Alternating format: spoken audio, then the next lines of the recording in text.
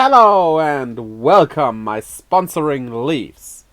So, we are here for some new rules, a change to the game. Or maybe not at all? We'll see how much the Desire Grand Prix actually changes. Episode 17, Divergence 1. Welcome to a new season.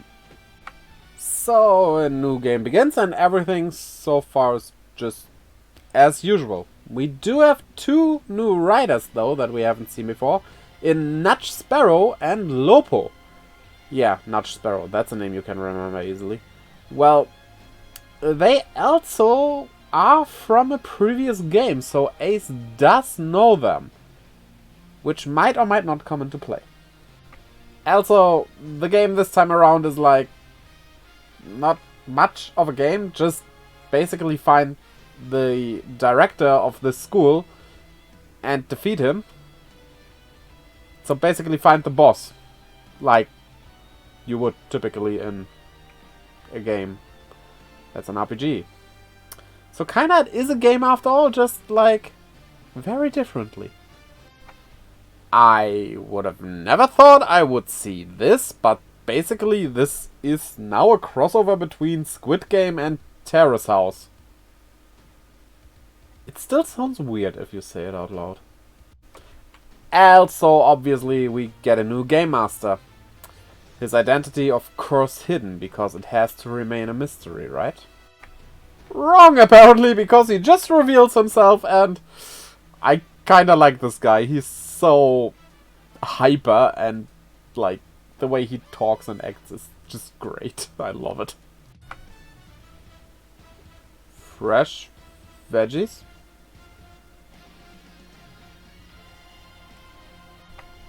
So it's Terrace House, Squid Game, and also that werewolf game or whatever it's called where you live, because it has a lot of different games. That's just the name I know. Where you find the basically imposter, you could say. So it's Among Us as well.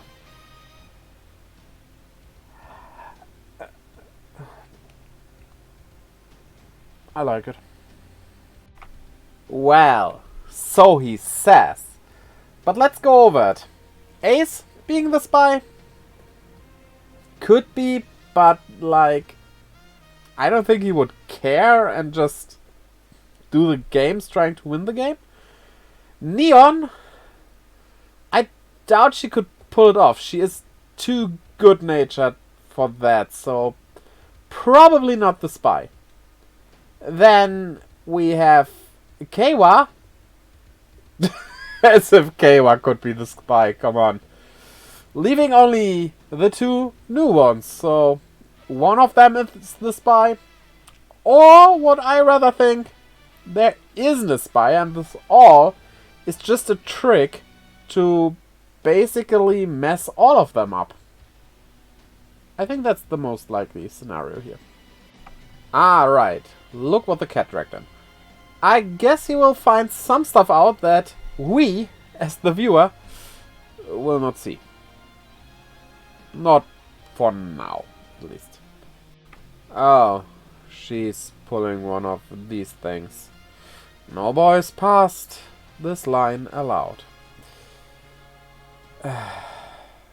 Yeah, that just makes me not like her. You could just live together and still have privacy in your rooms. Assuming you have rooms. Then again, he has set up a tent for himself, so maybe that. But like, behind the curtain would okay. Don't divide the shared space. It's a shared space for a reason. Well, you're based on a raccoon. You can mostly find those in trash cans. I like the joke, but I like Keiwa and kinda don't want to make the joke about him. Oh, I did anyway.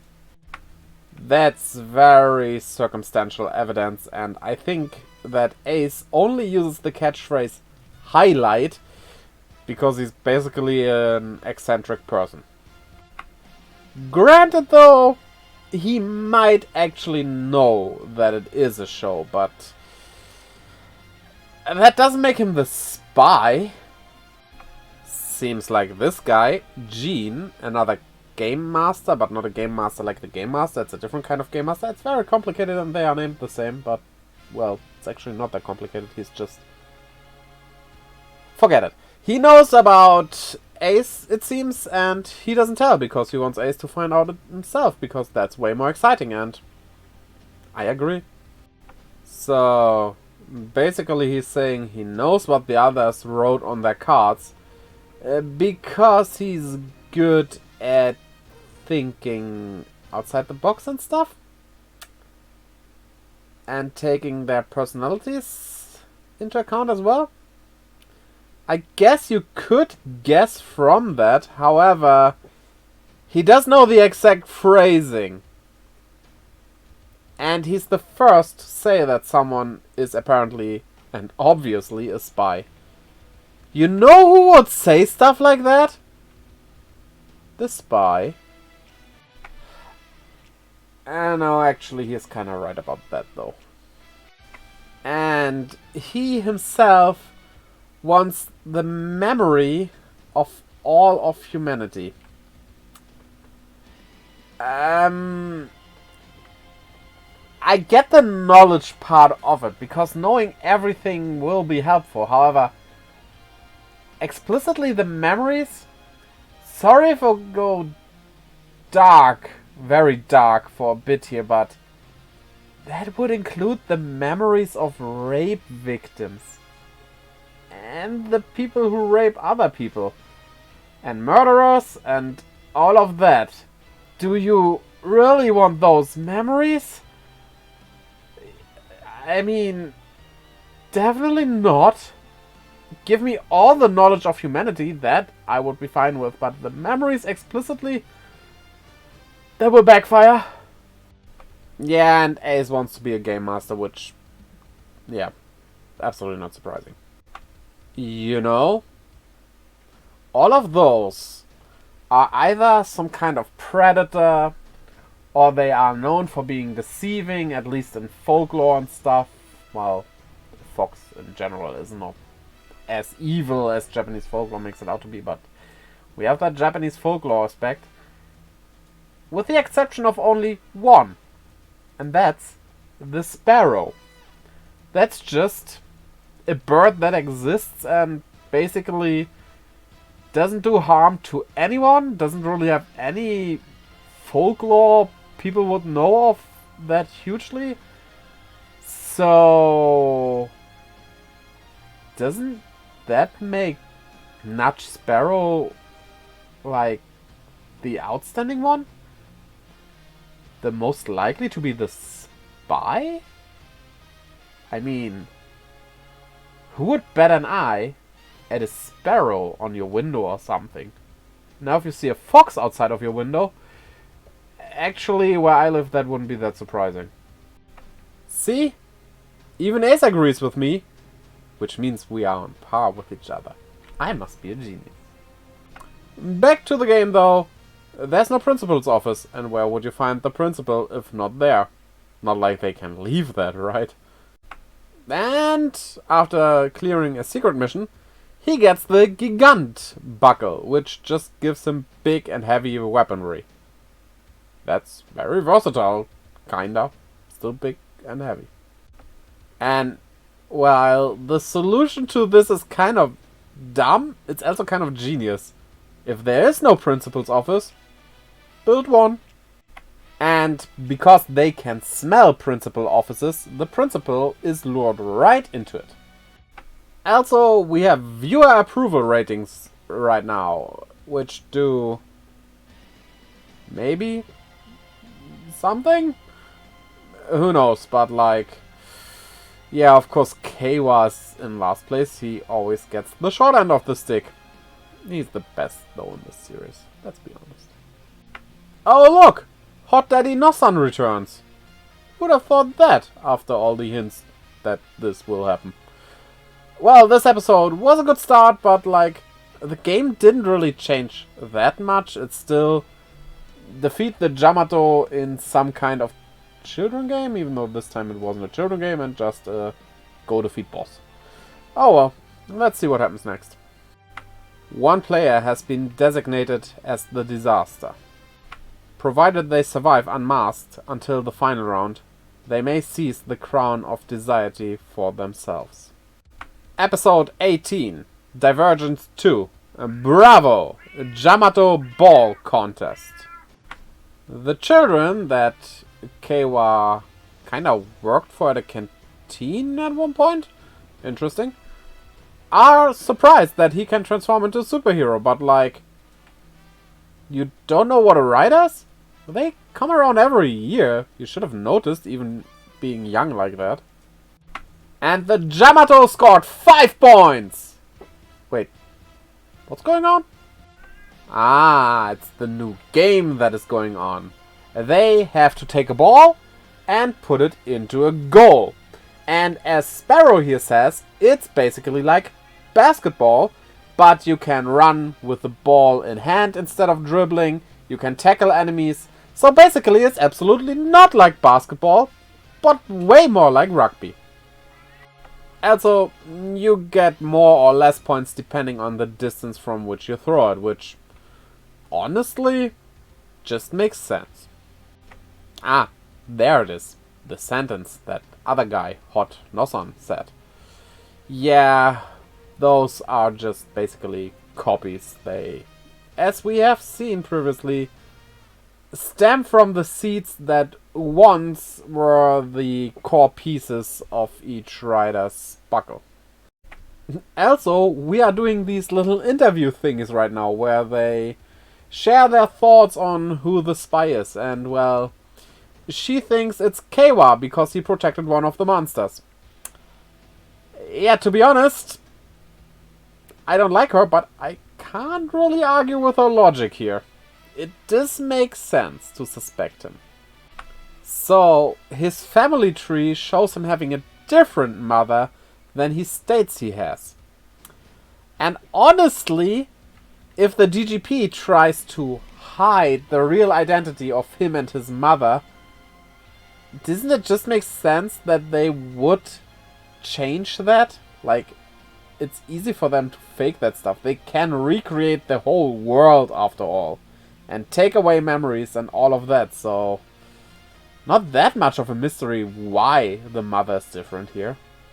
So Keiwa explains to him why he didn't attack that enemy but protected it. And Sparrow here wants him to not say anything to the others because they might think that these are previous riders and then not attack them anymore. Which, first off, if that is the case, good, because don't kill people who are innocent.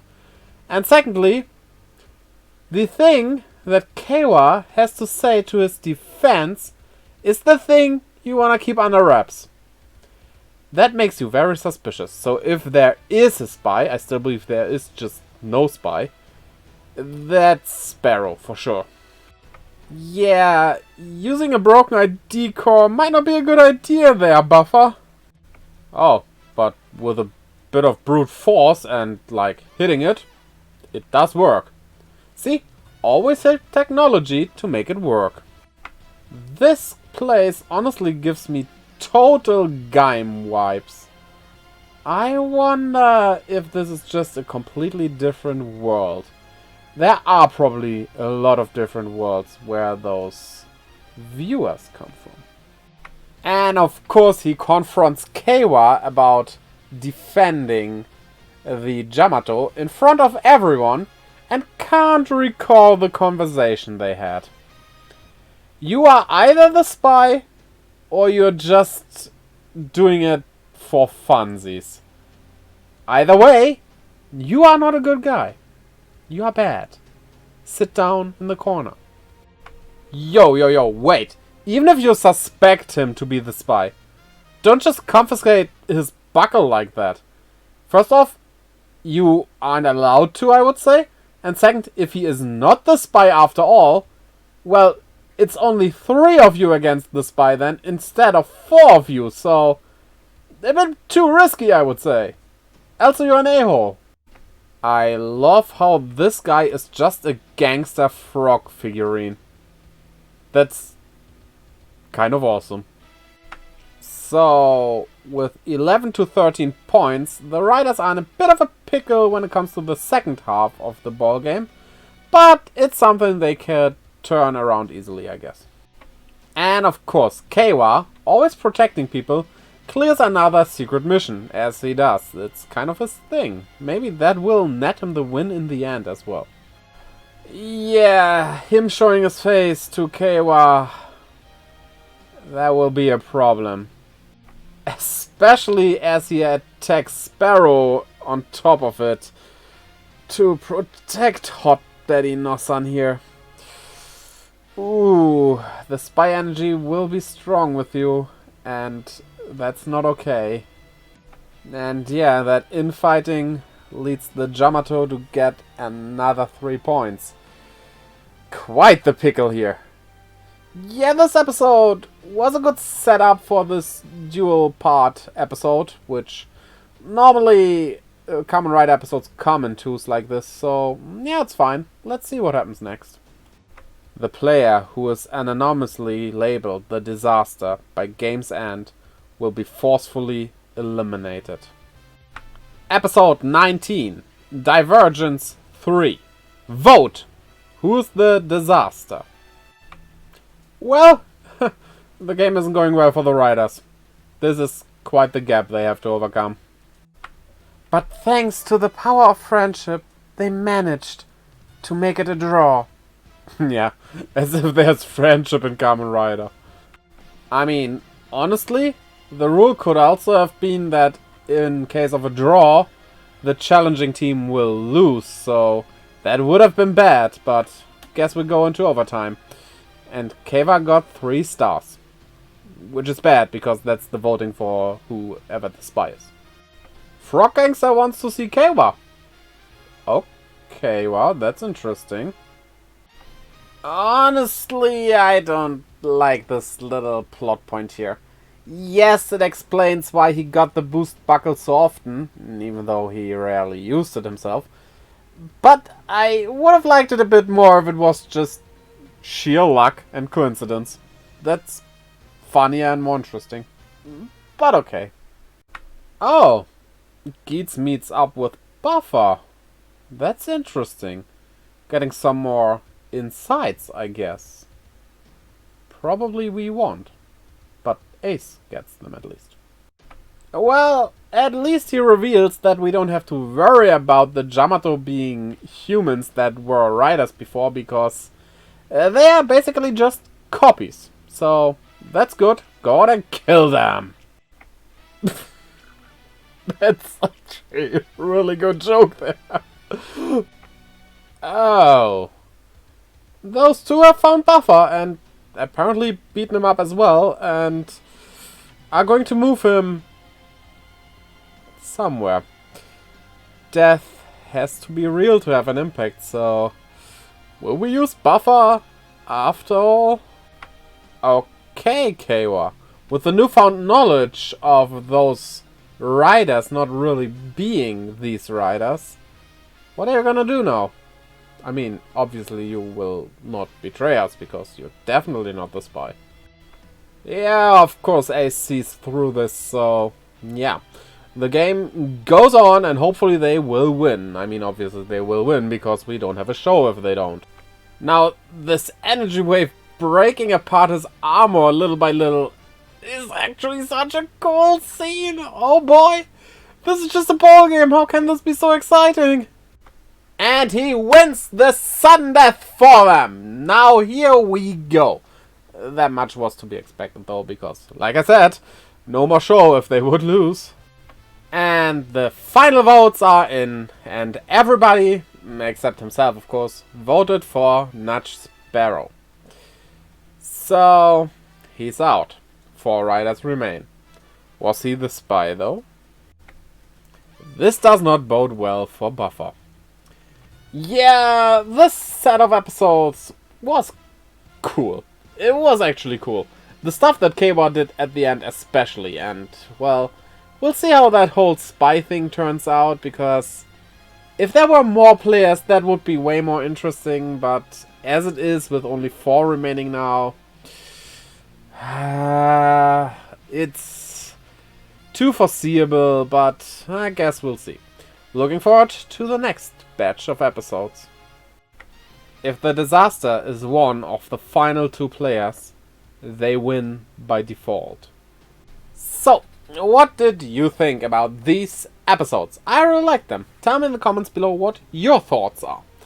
Also, spy on the like and subscribe button as well as that little bell to keep updated whenever I upload a new video and, well, post stuff, not on YouTube. That's what I'm doing on 1 or 3 of the links down in the description below, being Instagram, Twitter, and my Discord. I always keep you updated there and, like I said, post stuff there. Also, my merch store can be found there, where you can get stuff like this comfy hoodie, as well as my Twitch, where I live stream every Friday, Saturday, Sunday, and Monday. I hope to see you over there as well, and until next time, bye-bye!